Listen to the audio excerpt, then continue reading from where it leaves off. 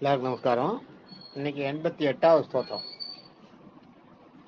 சுலப சுவ்ருத சித்த சத்ருஜித் சத்ருதாபன ஞக்ரதோ தும்பரோஸ்வத்த சாணூராந்திர நிஷூதனக. இதான் 88வது ஸ்தோத்திரம். சுலப சுவ்ருத சித்த சத்ருஜித் சத்ருதாபனக ஞக்ரதோ தும்ப ரோஸ்வத்த சாணூராந்திர நிஷூதனக. எப்படி சொல்லணும்னா, சுலபசூர் சித்த சத்ருஜித் சத்ருதாபனக நெக்கதோ தும்ப ரோஸ்வத்த சாணூராந்திர நிஷூதனக அப்படி சொல்லணும். சொல்லும் போதே சுலபசூர் சித்த சத்ருஜித் சத்ருதாபனக நெக்கதோ தும்ப ரோஸ்வத்த சாணூராந்திர நிஷூதனக அப்படி சொல்லணும். அதோட அர்த்தத்தை பார்ப்போம். இப்ப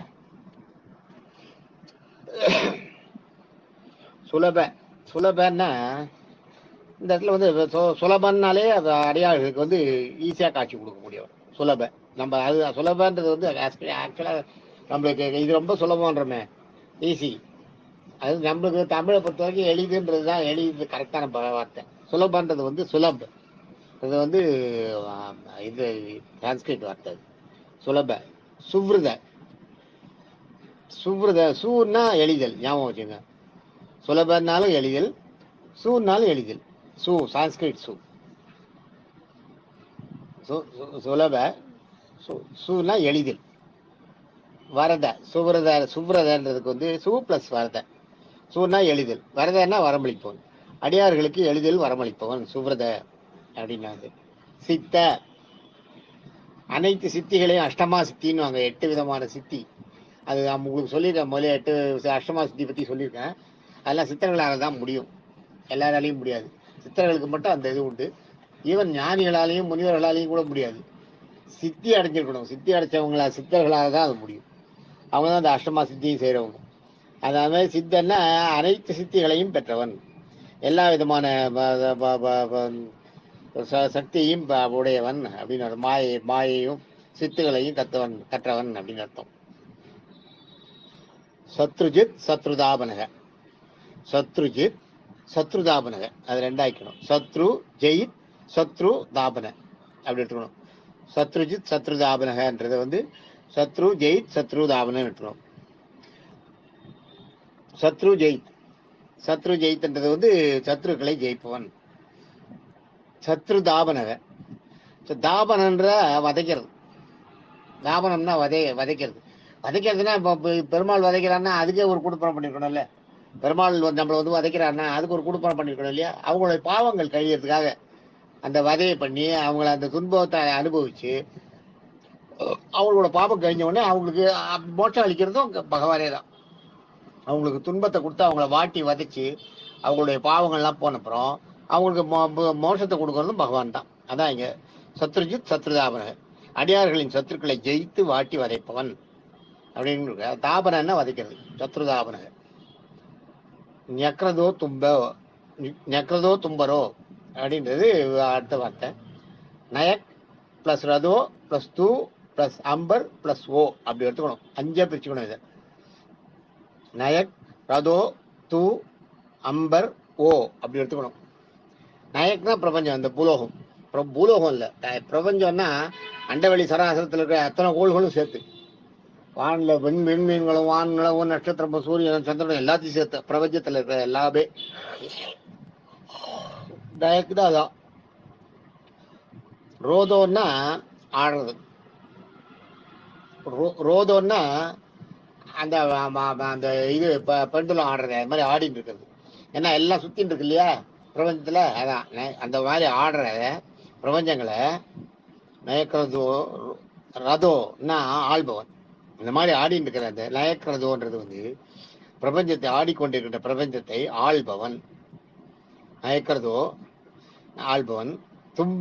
தும்பன்னா மிஞ்சி தும்ப ஜாஸ்தி. நீங்க கன்னடத்துல கேட்டீங்கன்னா தும்ப பேடான்னுவாங்க. அதிகம் வேண்டான்றது. அதிகம் வேண்டாம்னா தும்ப பேடா அப்படின்னுவாங்க. இப்போ தும்பன்றதுக்கு வந்து அதிகம்னு ஒரு அர்த்தம், மிஞ்சறதுன்னு ஒரு அர்த்தம். சான்ஸ்கிரிட்ல ஆக்சுவலா தும்பன்னா மிஞ்சறது. மிதமிஞ்சியதுன்ற அதிகப்படியான மிதமிஞ்சியது, அதான் மிஞ்சுதல்னு அர்த்தம். அம்பர்னா வானம். நயக்கிறதோ தும்ப, நயக்கிறதோ தூ, மிஞ்சறது. தும்பன்றது தூன்றது வந்து மிஞ்சறது. அந்த தூன்றது மிஞ்சறது. அதுல இருந்து தான் தும்பன்னு வந்தது கன்னடால. தூன்னா மிஞ்சறது. அம்பர்னா வானம். ஓன்றது வந்து துணை சொல்லுது. அதுக்கு எதுக்கு மீனிங் இதுல எதுவும் கிடையாது. அதான் என்னன்னா பூமியையும் பூமியை பிரபஞ்சத்தையும் மிஞ்சிய மிஞ்சிய ஆகாசத்தையும், அதாவது பிரபஞ்சம் ஆகாசத்துல சுத்திட்டு இருக்கு. ஆனா இந்த விண்வெளி திறந்த பரந்த வெளி இருக்க, அந்த விண்வெளியையும் ஆள்பவன், விண்வெளியில சுத்துற கோள்களையும் ஆள்பவன் அப்படின்ற அர்த்தம். பூமியையும் வானத்தையும் ஆள்பவன், கோள்களையும் வானத்தையும் ஆள்பவன் சொல்லலாம். கரெக்டா. அச்சத்த அச்சத்த அச்சன்னா தேவர்கள், தேவேந்திரன். ஆக்சுவலா தேவர்களின் அரசன் அர்த்தம். அச்சுவன்னா அத்தன்னா ஆளுதல். இங்க அச்சுவத்தன்னா தேவேந்திரன் மூலம் தேவலோகத்தை ஆள்பவன் அப்படின்னு அர்த்தம். தேவேந்திரன் வந்து மகாவிஷ்ணுவோட ஒரு ஆள், மகாவிஷ்ணுக்கு வேலை செய்யற ஒரு ஆள். தேவேந்திரனை இந்திரனை படைக்கும் போது, அந்த யுகங்களை படிக்கும் போது, மன்வந்திரத்தை படைக்கும் போது, இந்திரனையும் ஒவ்வொரு மன்வந்திரத்துக்கும் ஒரு இந்திரன் உண்டு. இந்திரனையும் படைப்பார். அந்த இந்திரன் வந்து தேவர்களை ஆழ்வான். அதான் ஒரு அரசனை படைப்பாங்க. அந்த மனு ஒரு மனுவை படைப்பாங்க. அதனால மன்வந்திரன் பேர். மனுவை படைப்பார். ஒரு மனுவை படிச்சு பூலோகத்தை ஆள சொல்லுவாரு. ஒரு இந்திரனை படிச்சு தேவலோகத்தை ஆள சொல்லுவார். 2 பேருக்கும் ஒரே வயசு. 71 சதுரயுகத்துக்கு ஒரு தரம் வரும், அது மாறும். அந்த மாதிரி தேவலோகத்தை ஆள்பவன் அஸ்வத்தன்றது வந்து, அதான் அஸ்வத்தன்றது அதான் தேவர்களை வந்து தேவலோகத்தையும் ஆள்பவன். தேவேந்திரன் மூலம் தேவலோகத்தை ஆள்பவன் ஒரு அர்த்தம். இன்னொன்னு அஸ்வத்தன்றதுக்கு, அஸ்வத்னா அரசமரம். அஸ்வத்னா அரசமரம். அது அதே மாதிரி அஸ்வத்ன்றதுல வந்து குதிரைக்கு கூட ஒரு பேர் இருக்கு. அதை அடுத்து சொல்றேன் பாருங்க. அஸ்வத்னா அரசமரம். வத்தன்னா மற்றும். அஸ்வத்தன்னா அரசமரம்.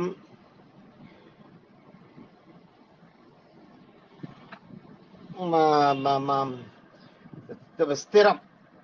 அரச மரத்துக்கு பேரு வத்தன்றதுக்கு பேரு அரச மரம். ஸ்திரமா அரச மரத்துக்கு அரசன்ற பேர் வர்றதுக்கு காரணமே ஸ்திரமா இருக்கிறதுனால தான். அதுதான் இங்க அஸ்வத்துன்றது அரச மரம். அஸ்வத்னா அரச மரம் மற்றும் ஸ்திரம், ஸ்ட்ராங். அதான் அஸ்வத்தன்னா அரச மரம் போல் ஸ்திரமாய் நிலைத்து நிற்பவன். சத்தியசந்த தீர்த்த சொல்லிருக்காரு. இவர் பராசரப்பட்டவர் என்ன சொல்லிருக்காருன்னா, அஸ்வத்னா குதிரை, வத்னா வேகம். அஸ்வத்னா குதிரை போய் வேகமாக ஓடி வந்து அடியார்களை காப்பவன் அவர் அஸ்வத்த. அடுத்து சானூர் அந்த நிஷூதனக. நிஷூதனம்னா அழிக்கிறது. இதுல பாத்தீங்கன்னா சானூர் ஆந்திர, சானூர்ன்ற ஒரு அரக்கன். அவன் வந்து கம்சனோட இதுல இருந்தவன், மல்யுத்த மல்லன். சானூரனை அழிச்சது வந்து கிருஷ்ணன் தான். அந்த மல்லனை அரக்கனை அழிச்சுட்டு தான் கம்சனை அந்த அந்த போட்டியில தான் அரக்கனை அழிக்கிறார் கிருஷ்ணன். பாலராமனும் இன்னொரு அரக்கன் 2 பேரையும் அழிக்கிறாங்க. அழிச்ச உடனே கம்சனை அப்படியே அவனை அழிச்சுட்டு அப்படியே மேல உட்காந்துருக்க கம்சனை பாஞ்சு கம்சனை இழுத்து போட்டு அவன் மார்ல ஏறி உட்காந்து மாரை குத்தி தான் கம்சனை கொல்றாரு. அதுதான் கம்சனை அழிக்கிறதுக்கு முன்னாடி அந்த சானூர்ன்ற அந்த அரக்கனை கிருஷ்ணன் அழிக்கிறார். அதுதான் சானூர் ஆந்திர.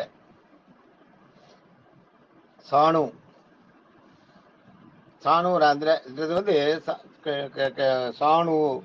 சானூரன்ற சானூரன் பிளஸ் அனந்த அரந்த சானூர ஆந்திர. சானூர் அந்தரன்னா அழிக்கிறது, நிரந்தரன்னா நிலையா இருக்கிறது, அந்தரன்னா அழிக்கிறது. சானூர் ஆந்திர. நிஷூதனா கீழ்ச்சி எடுக்கிறது. சானூர் ஆந்திரன்ற அந்த அரக்கனை அழிச்சு கீழ்ச்சி எடுத்தாராம். அவனுக்கு ஒரு அந்தத்தை உண்டு பண்ணி அவனுக்கு வந்து அவனை கிழிச்சு கொண்டாராம். அதான் சானூர் ஆந்திர. நிஷூதனா கிழிக்கிறது. இந்த சானூர் அரக்கனை அழித்து கொன்றவர் அப்படின்னு அர்த்தம்.